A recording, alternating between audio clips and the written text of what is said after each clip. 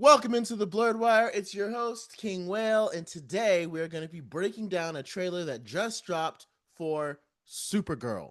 So, without any further ado, let's hop right into it. This one probably won't be as long, but let's hop right into it and let's talk about this Supergirl trailer.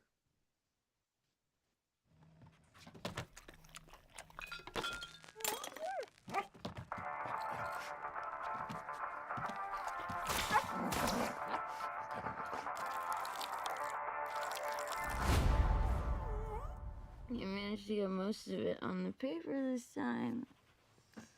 Good job, buddy.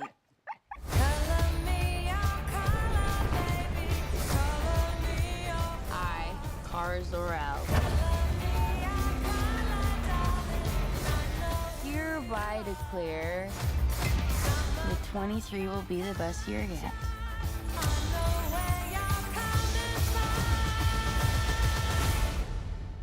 Let's be honest, babe, it's not a very high bar to clear.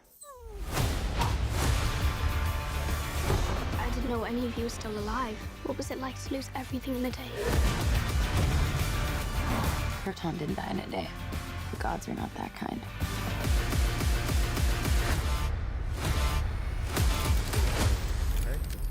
Okay, this does not look like this is gonna end well.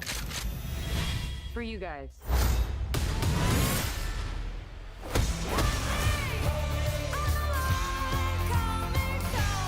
Do others on your planet have powers like you? No, it's a pretty small group of two.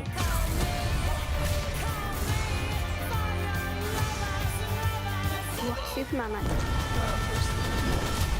He sees the good in everyone. And I see the truth.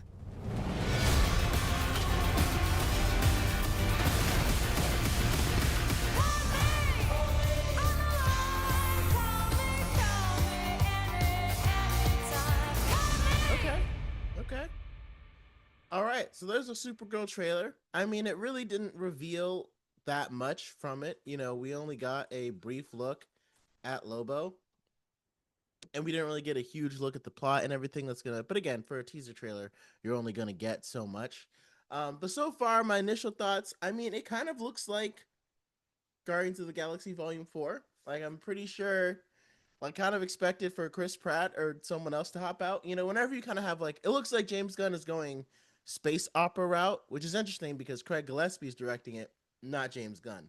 So I'd be curious to know if that was a decision that James Gunn wanted to go with or that Craig Gillespie made. But it looks like it largely won't take place on Earth, which is kind of cool. I think sometimes superhero movies that take place on Earth, you can only do it so many times. But I feel like it's more of an issue in Marvel rather than DC. But it looks like it's going to be like a spacefaring soap opera journey with Kara and whoever this one girl is. I don't really know how she relates in DC Comics, but obviously the main villain is going to be Jason Momoa's Lobo, who is still a fantastic casting for it. And so yeah, I'm intrigued. I know the style for Supergirl that they're going with, kind of like a party girl hurt by all the things that's happened, trying to drown her emotions. It's very different than the Supergirl we're used to, because most of the time, Superman is the Boy Scout and the Supergirl is the Girl Scout. Always tries to do the right thing, truth, justice, all that stuff. Especially if you watch the CW Supergirl with Melissa Benoist, I'm sure you'd understand. Um, but overall, it looks like it'll be a good time. The action, I was really impressed by some of the graphics that I was seeing, because some of the scenes in Superman, they looked good. I'm not gonna say rushed, but it looked like there was a lot going on, and the CGI didn't always look polished. From this trailer, CGI looks very polished, and I think it kind of helps because Superman was almost like bringing a fantastical world of superheroes into Earth with lots of colors and vibrant things and all these things that were happening. Supergirl looks like it's gonna be, when it looks like it's a little more focused, when you're kind of more focused on like the grounded, we're a little more focused on like the spacefaring adventure. I think it's easier to get that CGI into like one palette. I don't know. It's hard to tell just from a trailer, but even just from that little glimpse, it looks like the CGI is a little bit better. So I'm interested to see it.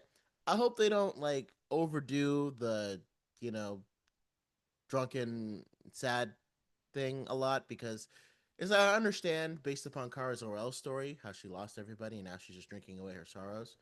But that story's also been over. There's so many stories that's like a lot of them have already been overdone, and that one can easily get cliched pretty quickly.